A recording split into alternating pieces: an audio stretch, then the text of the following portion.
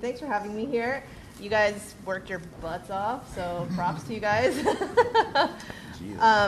So I don't know, how many of you guys know Ynot before coming into this? Not So I've known you from the scene for many, many years. We just figured out that the last time we saw each other was probably like 10 years ago on the East Coast in New York. And he's currently the vice president of the Rocksteady crew, which is the crew that pushed breaking into the spotlight into the 1980s. And so what we're going to do right now is we're going to get a little bit of your history. So when you started dancing at 17, where did you grow up, first of all? I grew up, I was born in New Jersey. Both my parents are from New York. My dad's from the Bronx, my mom's from Brooklyn. Once they pretty much had me, they moved out of New York. They were like, okay, we need to change it up a bit, which is actually pretty common for most people who have worked in the city or lived in the city, yes.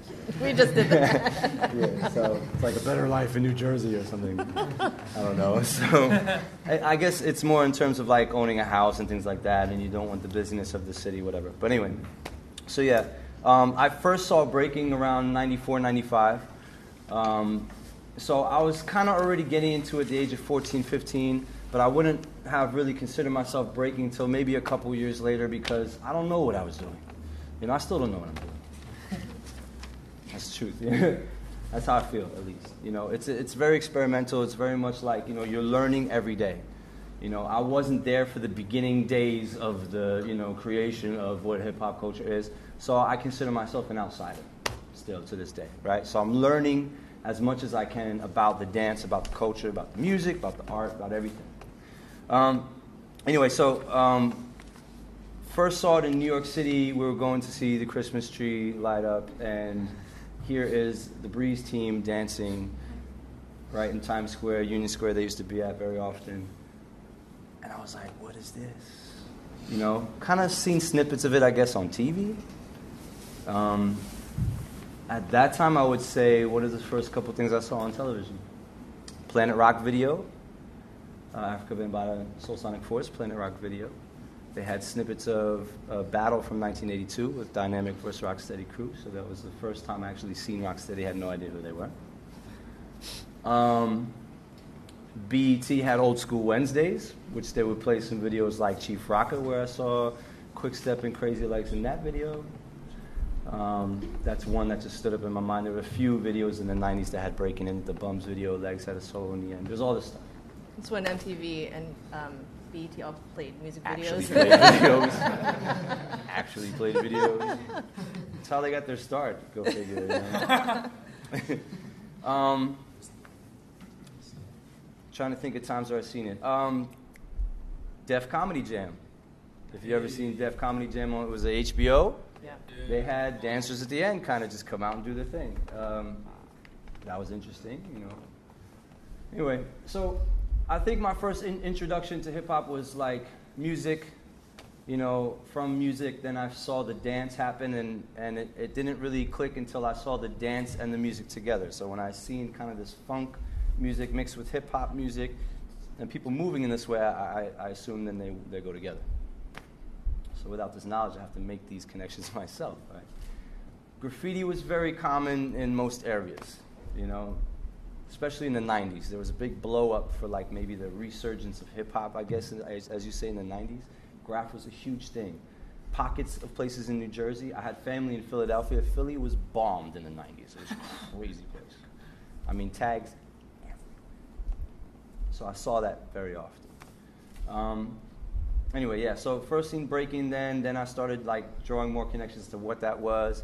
Had to find out where to find this stuff at, Rocksteady crew was probably the only crew at that time starting to organize a little bit more, starting to throw these little events, right? In 95, the Rocksteady anniversary started coming back around. It's only an event that happens once a year. Legs started throwing these smaller events called breakbeats in the Bronx, right, Hunts Point Community Center. And that was the first place I ever went to be a part of this whole thing. So first time I ever seen someone do a complete solo, first time I seen people stand in a circle and dance with each other was at Hunts Point Community Center, and it was a place called Breakbeats. And most of the b-boys in the 90s in the actually the East Coast, because people would drive from Virginia to go to this event because it seemed like it was the only event at that time. There were more, but you couldn't go on Facebook and invite yourself to an event. You know what I'm saying? It was word of mouth only. Internet was just starting to come out. God, I feel old when I say that. We had AOL chat rooms. Probably was like the first thing I ever got into. And you like bugged out if you're talking to someone from another state. You're like, what is good? And you can't even see them. You're just going like, hi, how are you? Where from? It's like, oh my God, so slow. And yeah, the connection too was super slow. Then your whole thing was over. Yeah, you're like, then you hear that sound. You're like, ah. Anyway, that's old people's stories. Right? Now it's weird. Sorry, I'm trying to get to the point. I'm just so rambling. So how did you find out about breakbeats? Breakbeats I found out from a friend of mine who was at a Taekwondo spot in New Jersey. He just happened to know where this was. And that's kind of how this first crew that I joined kind of started. They're called Rock with Finesse. It was a crew from New Jersey in the 90s. He was actually a part of that crew before I even know what that was, but he was like, I guess sort of acting as my my teacher at first. His name was Dino Mike. His name was Mike DeCervo. Dino Mike was his name. And he was like, yo, come to New York with me. He was the first one to bring me to breakbeats. After he took me the first time, I was like, okay, I know where this is at now. I'm going to venture off on my own. Totally bad mistake. I was too young already. I was trying to get to the Bronx. I had no clue where the hell I was at. I was kind of sneaking around, too. I told my mom I was going to a friend's house, and then I'd go to the Bronx. What am I doing? I don't know. Managed to get there one day, totally lost. Make a long story short, I got lost. I couldn't find my way back to the train. It was too dark at night. The train's a little bit far away from where the community center was. And at night, it's so dark there. There's maybe one spotlight. So I got lost. Sure enough, who comes out, after closing the event? Crazy Legs. I didn't know who he was. He looked at me. I looked completely distraught. He was like, are you okay? What's going on? And I told him I lived in New Jersey and I got to get home. He lived in Jersey City at that time. Bam, we met. He gave me a ride home. Wow. And the rest is history from there, I guess you could say. We exchanged information. I guess he saw me dance because he was like, yeah, you're doing your thing, whatever. I was like, I only went down one time. I was super scared when I first went to the Bronx because everyone was dope. I was just learning. I'm like they were dope. So I'm there I don't know what I'm doing. Anyway, so that's how that kind of happened. So for those of you guys who've never actually gotten down in a b-boy or b-girl cypher, there is a moment of absolute sheer panic. I don't know how many of you guys have done recitals or dance competitions or even a set-up battle situation, but hitting a raw cypher is unlike anything you will ever experience in your entire life. And it takes a lot to step into the cypher. And doing the top rocks that Ynot was showing you, even just getting a little bit of that off in the middle of a cypher can be the most exhilarating experience you'll ever have. So my question for you is, do you remember the first time you really got open in a cypher? Felt comfortable? Okay, so let's do the first time you got into a cypher, and then the first time that you just got open, that it was life-changing. I guess both were at breakbeats at that time. First time I went into the cypher was that same day I met Legs, and I sped through everything so fast. I was just like, I want to get this done. And then I kind of finished, and I was like, and I'm looking around, and everyone's like,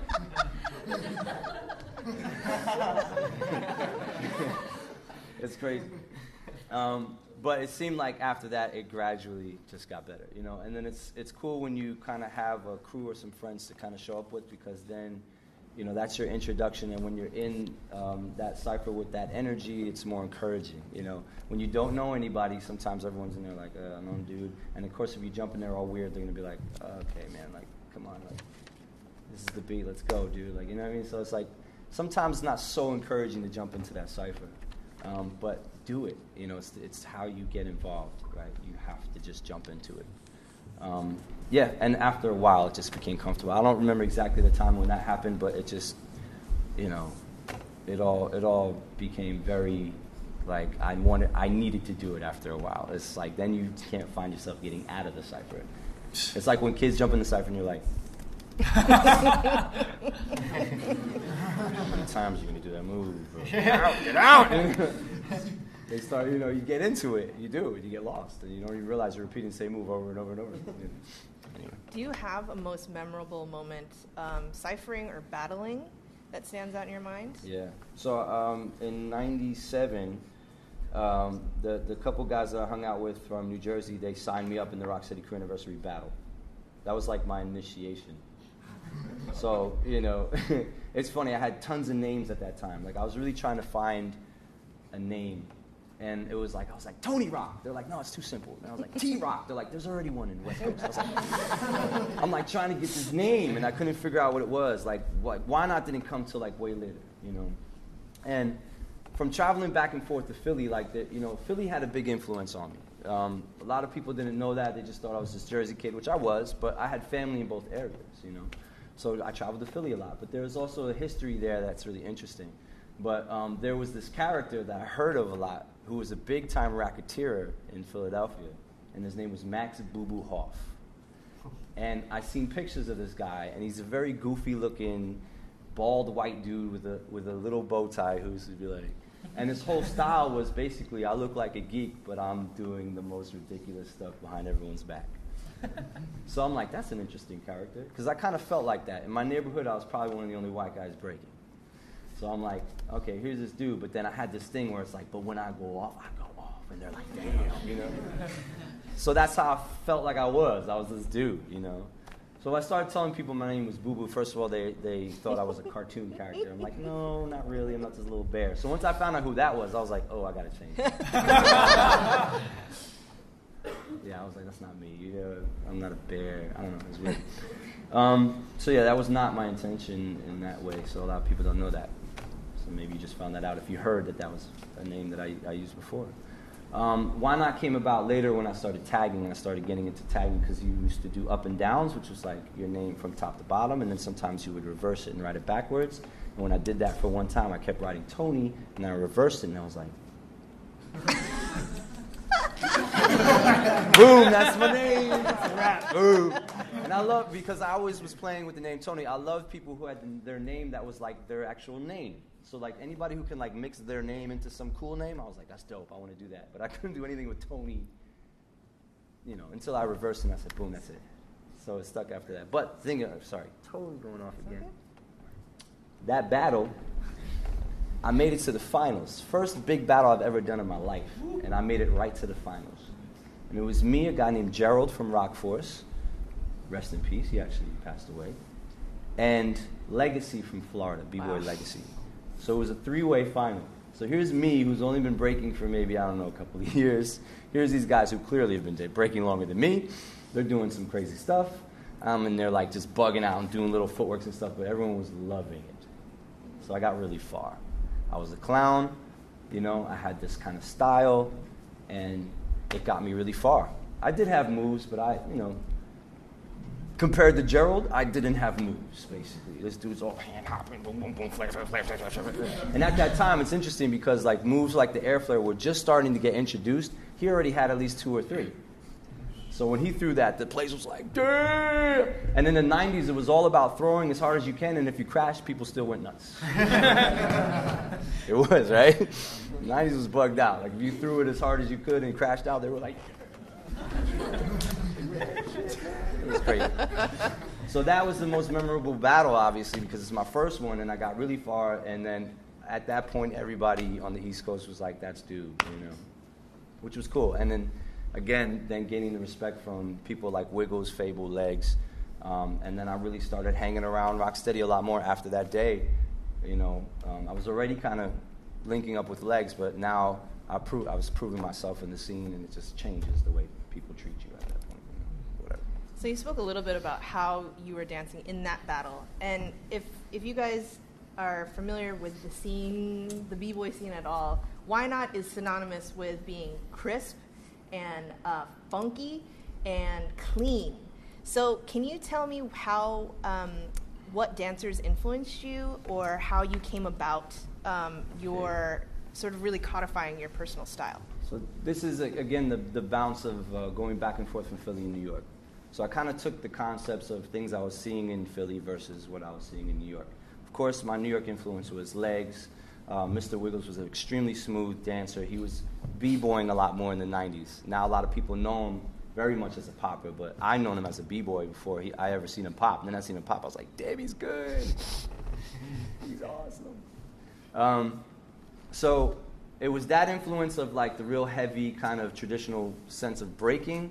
And then in Philly, there was this kind of like, you know, offshoot of tap that was going on, which they called the GQ, or soul stepping, you know, and it was just really heavy kind of soft shoe tap footwork looking stuff, but done to funk music, because Philly's hip hop scene was a little bit different from the New York hip hop scene in terms of like, they weren't really like b-boys down there. They had some b-boys, but they didn't have a New York scene b-boy scene. They had something more along the offshoot of tap, because jazz and music in Philly was just a lot more prominent in that way. There were a lot more tap dancers in the 70s, and then kind of bleeding into the 80s. So they would mix these kind of steps. They do the cha-cha, so like this is very much the GQ. They go like this.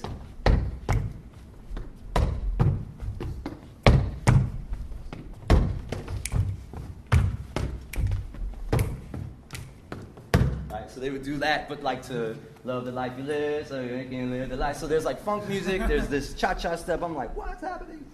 Crazy style, and then they would spin cane.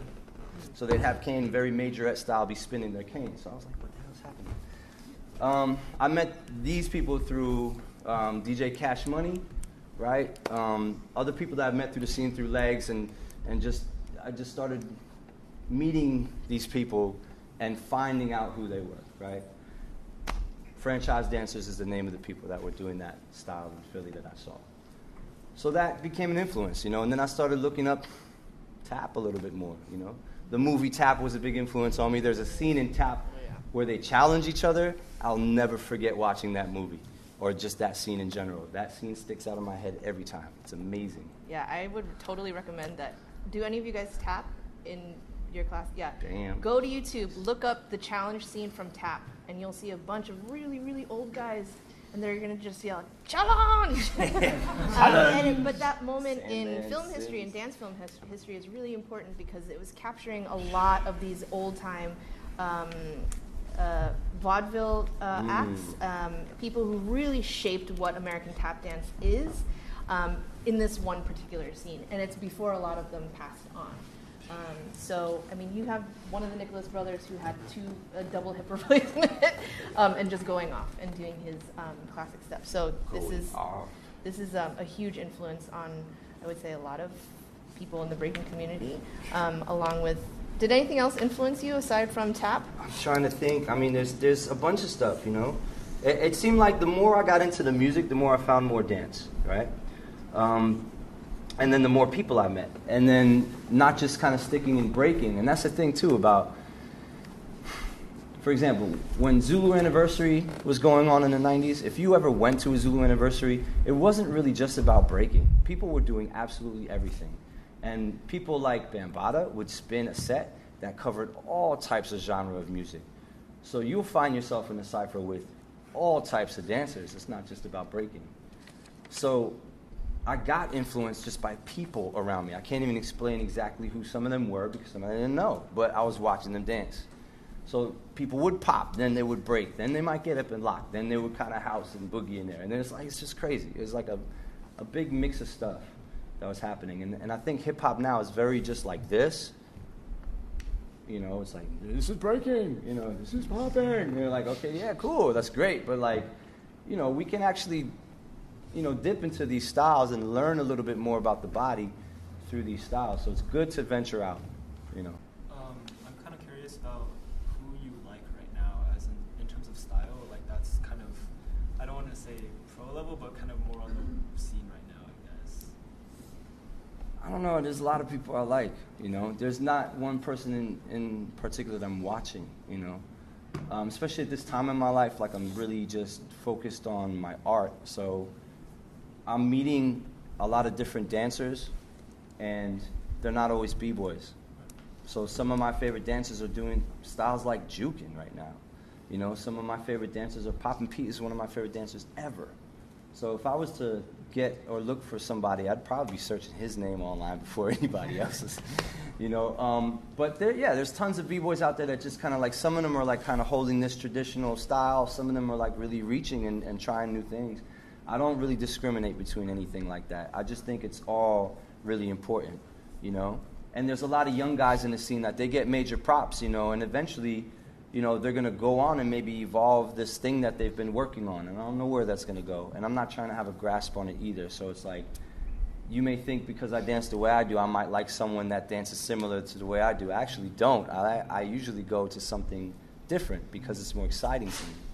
You know what I mean? Hip hop, I've learned is very keen on preserving its roots and basically where it came from. It's and it's I've seen two separate movements parallel to each other, where one is very, very into making sure that how it began is preserved, and then another one which is kind of how can we break this and create something new? Where is that fine balance? You know what I mean? Not just as a dancer, but as someone who's part of the culture. How do you preserve something that needs to be preserved at the same time, break the rules to make something new? Right.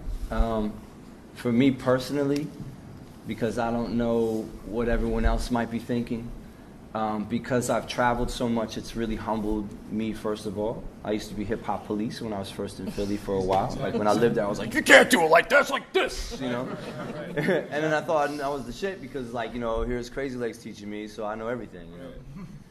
And it's as I go on, I'm realizing a lot of things, and I got, older, more mature, and I'm looking around, and I'm like, you know what? That's not the approach, for myself. I was like, I'm not going to do it like that. I actually started appreciating absolutely everything that I saw. But the thing is, to me, it's all about what feels good, right? And what felt good to me in the 90s is when everybody was kind of in this community together. And it's very separate now. And I kind of don't want to be around the people that do the same exact things that I do all the time. Because how do I grow? And how are we challenging each other? Right. So for me, the community is all these people together. And I'm not just talking about dance either. It's how many B-boys know DJs and vice versa? Right. How many B-boys know graph writers if they don't do both, And there's no kind of communication there, and there's no, it's everything just kind of is like this, But that's also how things started. Exactly. It was very separate, and then someone said, hey, here's an image of all these things together, and then people start talking to each other. It's weird. So it's not even about the culture, it's just about people. I've realized that. Just put people in the same room together, see what happens. And so for me, it's when I go out to the scene, sometimes it's so heavily based on competition. And that drives me out, and I'm just okay, I can't do this. You know what I mean? So then I'm hey, let me gather some people, bring a radio, play some music, and let's bug out. I need those moments for myself because that's how I remember kind of getting into the scene. And I realize, too, when I do that, some people are yo, this is different. I like this. I'm cool, so come by next week. We'll be here with the stereo again. You know what I mean? So it's if there's certain things... Is that me? I'm sorry. If there's certain things happening that you don't see happening that you want to happen, you have to make them happen. Wow, that's profound. Did you get that? Whoa. Hey. Oh, hey. Well, I feel like that's a really good place to sort of, unless there's any other outstanding burning questions. Yeah, last question. I was just wondering what your opinion was about growing community, because here in Santa Barbara we're kind of a smaller breaking scene compared to, let's say Los Angeles, or I'm from the Bay, we have a bigger scene there, and here I'm part of the club, you're part of the city's breaking, and we're really trying to cultivate the culture here and actually bring all that to Santa Barbara. So I was just wondering what your opinion was, or any advice you have in terms of growing the community, or educating the youth around you and stuff like that. Okay, so what I've learned through my experiences is that we also can't be too overly b-boy when we approach things. We exclude children in a lot of ways. We exclude women in a lot of ways. Mm-hmm. When we're just oozing machismo all day in the cypher with each other. Mm-hmm. Who else wants to be a part of that? I don't know. So you have to create a comfortable atmosphere. And it has to be more of a including everyone. There's a tough love thing that comes with hip-hop, and it really pushes a lot of people out. And a lot of b-boys try to stick to this code, which makes them feel more b-boy or whatever it is that they're doing, and it doesn't help. It's more destructive than it is building, and we have to understand that. So if we want to make these things happen in our community, we have to be community, And we can get those same ideals across for breaking or any hip-hop, that we want through that approach. And I guarantee you if you try it, it's going to work a little bit more than just like, let's cipher, because people don't get that,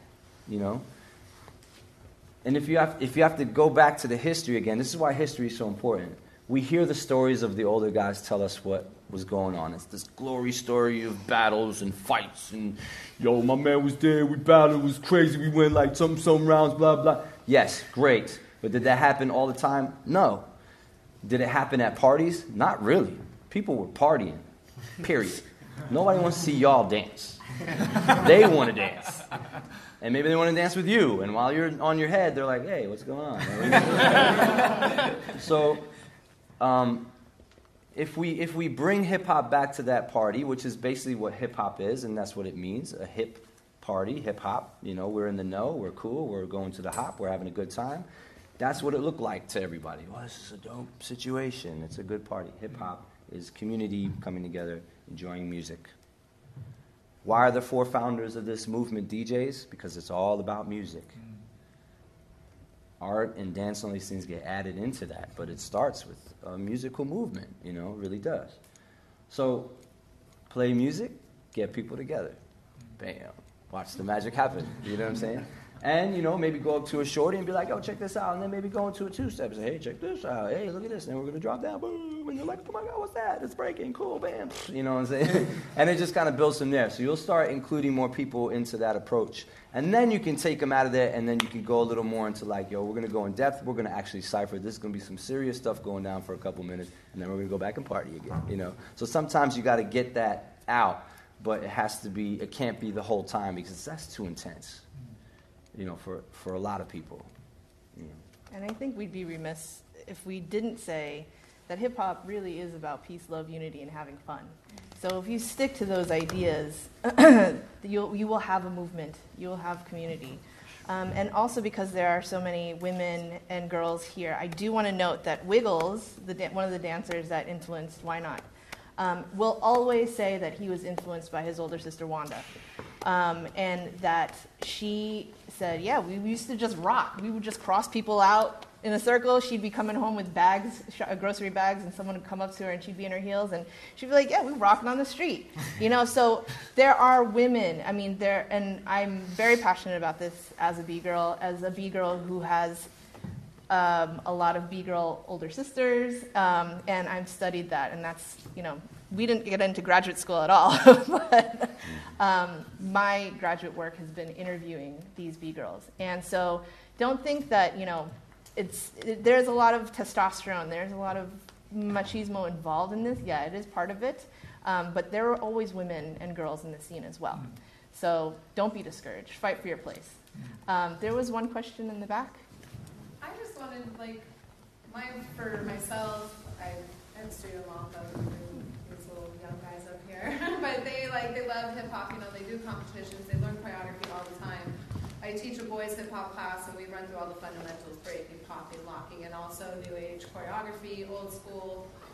But I feel like I'm repeating myself all the time, trying to here, you got to know this stuff, you got to know this. So is there anything that you can tell these younger generation here, or why it's important to keep the fundamentals around, and to know the history of it all, if they're going to continue to move forward, and it's okay to evolve but still keep that base there? Yeah, I think if they experience more of people just doing it, you start to understand later on. And I think at a young age, it's so funny because when I think about myself when I was younger, people were very much adamant about, yo, dance, man, follow the music, man. And I heard that, but they weren't drilling history in my brain. So when I think about that, I'm like, what kind of experience is that for the younger generation? I think it has to be more of a, let's just have fun. They'll get on to what's happening, I think, as time goes on. But we don't have to always be do it this way, and it's because it's history, and and I think they'll figure that out. And by you already saying it, it's already now implanted. So maybe it doesn't have to be repeated, and maybe they won't pick up on it for a little while, and I think it'll take some time. Experiences. Yeah. I think I just need to get them out there and just do this. That's what it is. We're in Lompoc, an hour away from here, and so tiny, and yeah. we don't really have a b-boy scene. We have like one person here from Lompoc. There was like 5 people in Lompoc that were, you know, when I first moved there 6 years ago. Yeah. And I'm from San Diego. We have a huge b-boy scene down there, b-girls and everything. So it's like, but no, thank you. But it's definitely the experience. So and again, if you're in an area that doesn't have these experiences, how do you make them happen for them without having to go, you know? And I'm sorry, but in most places, you're not going to get that experience. This type of music is not played in clubs as much anymore. It's very hard to get DJs to play this stuff unless they're in the know of the scene, right? And again, when you go to any type of b-boy event, they just want a b-boy. You're not going to get the full experience just from that perspective. So you have to start making it, you know? So we have to take kind of matters into our own hands in a way. And it could be extremely simple. We don't have to have even a venue, you know? Last night, I'm hanging out with a couple of my boys. Like, one of them, his name's King Charles. He's a juker from Chicago, right? And then I was with Mike from Detroit, right? And Soul from Detroit. And we're all just chilling. We respect each other on some footwork stuff, you know what I mean? It's kind of interesting. Like, we come from completely different type of backgrounds, and even I'm the older dude in that situation, which is weird. And we're just hanging out, you know? But there's a respect there. And then all of a sudden, we're all just like, yo, let's exchange. We're walking home, there's a parking lot. We walk over to the parking lot, we play some music, and we're just going in.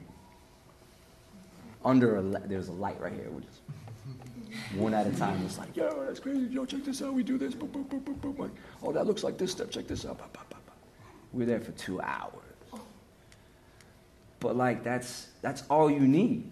You know, a lamppost, some music, basically, or, you know, whatever.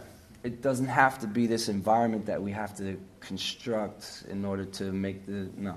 It's really about the people again, like I said. So as long as you have people and you got some music, you're straight. You don't need anything else. You know, and it could be the most basic situation. We don't have to be doing all this stuff. It could be just simply vibing out and chilling with each other. And we don't have to be going ham either. It could be on some just exchanging. Like, yo, check this step out. Oh, that's dope. That's cool, man. Because that's kind of how things were. It was very more laid back, you know.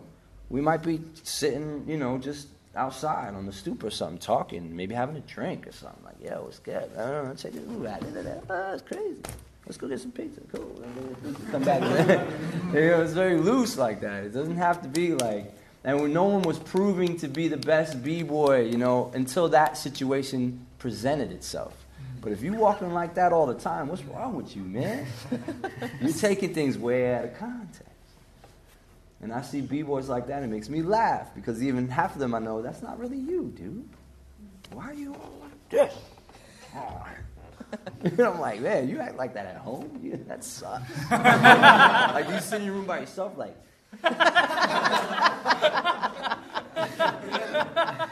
You go food shopping like this. Got an apple.